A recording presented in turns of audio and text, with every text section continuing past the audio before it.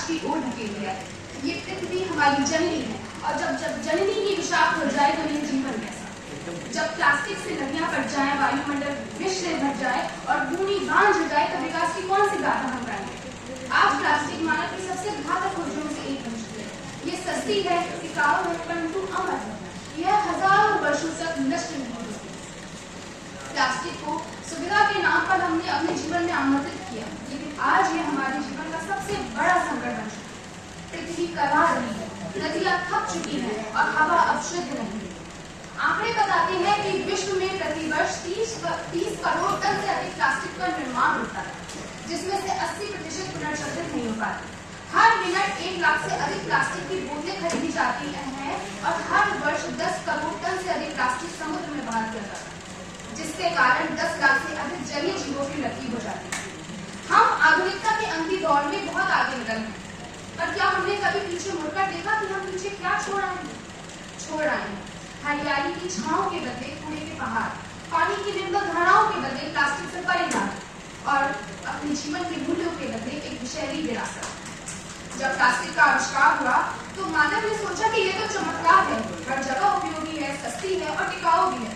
परंतु हमें यह नहीं पता था कि यह हमारे प्रकृति के नियमों को तोड़ने वाला एक जहर बन जाए।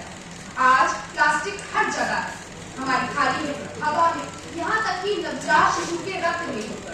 प्लास्टिक बाहर ही नहीं, भीतर भी घुस चुका।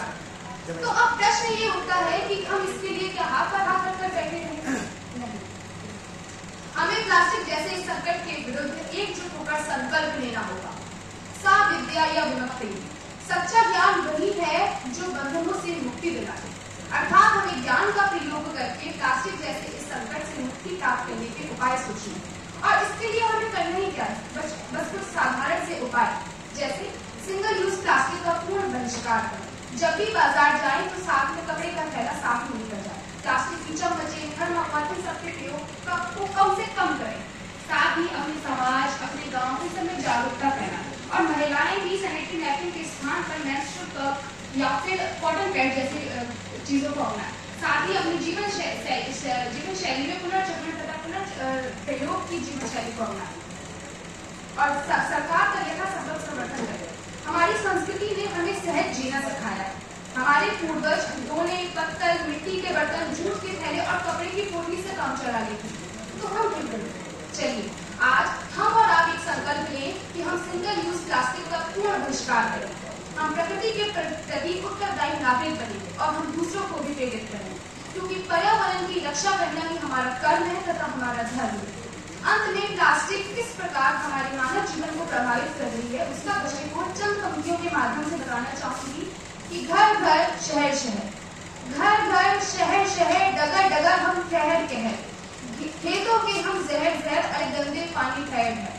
बच्चे बूढ़े और जवान सब घायल हो जाओगे, बच्चे बूढ़े और जवान सब घायल हो जाओगे, मिटा देंगे हम तुम्हें, तुम हमें मिटा ना पाओगे। ये प्लास्टिक का दृष्टिकोण है कि वह किस तरह से हमें तो मिटा देगा, परंतु हम उसे सरलता से नहीं मिटा पाएंगे। ना गलते ना सड़ते हम, ना गलते ना सड़ते हम, तुमसे ज्यादा चलते हम, चलकर भी ना जलते हम, काली बल्बी उड़ते हैं।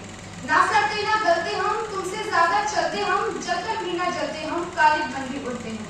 घुस जाएंगे छाती में, रोक ना हमको पाओगे, मिटा देंगे हम तुम्हें, तुम हमें मिटा ना पाओगे।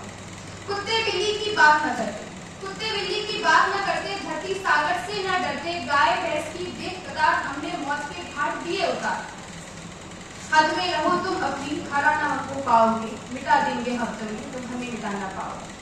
देख प्लास्टिक खड़ा हुआ है, देख प्लास्टिक खड़ा हुआ है, जिद पर अपनी अड़ा हुआ है, हर कोने में पड़ा हुआ है, सब पर तेरे चढ़ा हुआ है।